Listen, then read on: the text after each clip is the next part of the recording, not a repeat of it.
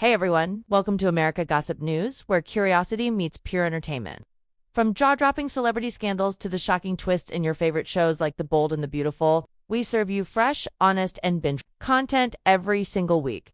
So buckle up, hit that subscribe button, and join our growing gossip family, because your next obsession starts right here. It began with a single post. Just a few simple words, paired with a black and white photo that said everything and nothing at once. Ashley Jones, known to millions as Dr. Bridget Forrester from The Bold and the Beautiful, took to social media with trembling fingers and a heavy heart. And those words, they stopped fans in their tracks. I was a fan, but you were, friend. The weight of that sentence echoed louder than any soap opera plot twist. Because this wasn't fiction. This wasn't scripted. This was real grief. This was loss.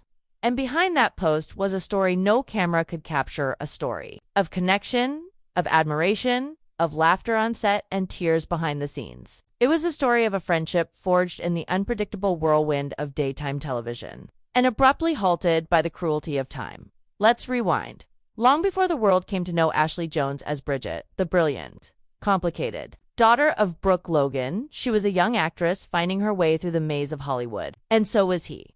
The co-star she'd come to mourn. The one fans now remember with a mixture of heartbreak and gratitude. They met on set. Not in some overly dramatic soap-worthy scenario, but in the ordinary quiet moments between rehearsals. He had that rare energy, the kind that makes everyone feel like they belong. A joke here, a shared coffee there. And soon, Ashley found herself laughing in ways she hadn't in months. They clicked. He made everyone feel seen. She would later say, not just actors, crew, writers, interns. He looked you in the eye when you spoke. He listened.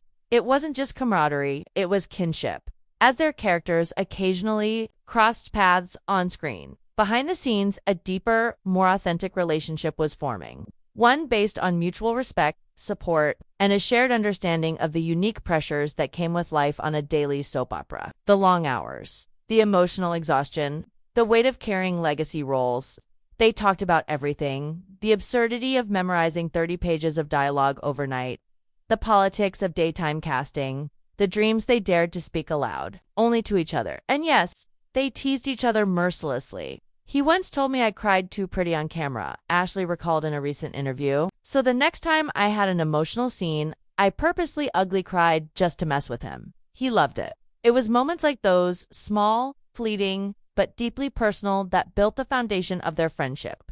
A friendship that endured even as cast members came and went, even as storylines twisted and tangled, even as life took them in different directions. And then came that phone call. Ashley wasn't expecting it. Death never announces itself politely. It arrives mid-laughter, mid-dinner, mid-line rehearsal. It arrives with no script, no rehearsal, no cue, just silence. Deafening silence. She sat down. The words didn't register at first. Passed away. Suddenly, unexpected. Gone. No, not him. Not the one who always had a plan, always had a smile, always had a dumb pun, ready to break tension. The one who made this business, this brutal, unforgiving business, feel a little bit more like home. She didn't post anything right away. The words wouldn't come. How could they? How do you sum up a soul in a tweet? How do you condense years of friendship into a caption? Days passed. Tributes flooded in, co-stars shared memories, fans mourned. But Ashley stayed quiet until she was ready. And then, just like that, she posted, I was a fan, but you were a friend. The response was overwhelming.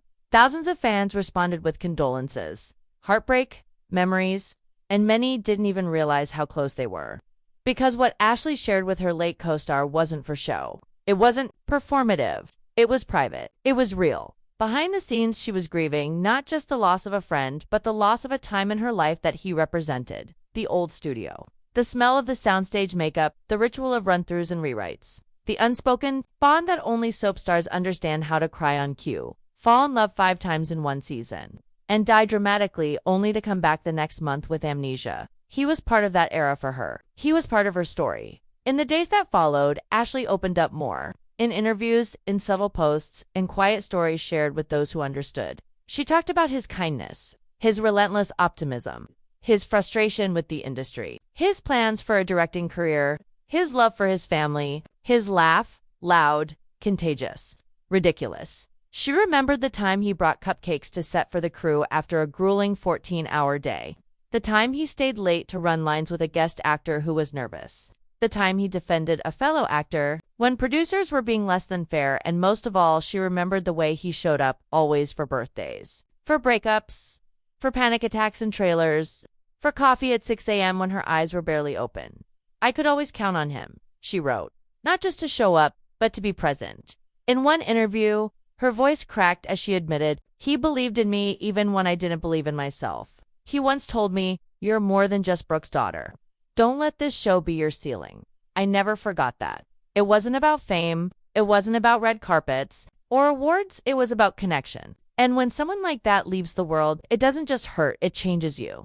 Ashley began organizing a quiet memorial with a few other former castmates. It wasn't flashy, it wasn't public, it was a gathering of hearts. They shared stories, played his favorite music, laughed through tears, held each other, and in that space, something sacred happened.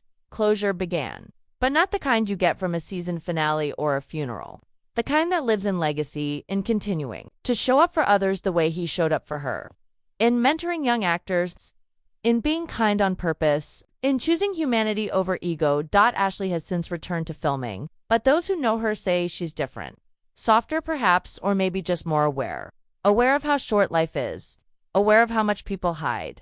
Aware of the need to say thank you more often, and I'm proud of you even when it feels awkward. She speaks about him now with both sadness and joy, because that's what grief is. Love with nowhere to go. And she has so much love for the friend who once told her she could do anything, and meant it. To fans, he may have just been a character, a role, a familiar face in the backdrop of scandal and romance. But to Ashley, he was a lighthouse. And even though he's gone, the light hasn't gone out. It flickers now in her voice when she encourages a newcomer.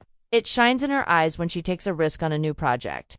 It burns in the way she's learned to love more deeply, laugh more loudly, and live more intentionally. And in that way, he's not really gone at all, as she once said. Standing quietly at the edge of the set where they used to joke and rehearse and dream, I was a fan. But you were my friend, and I'll carry you with me. Always.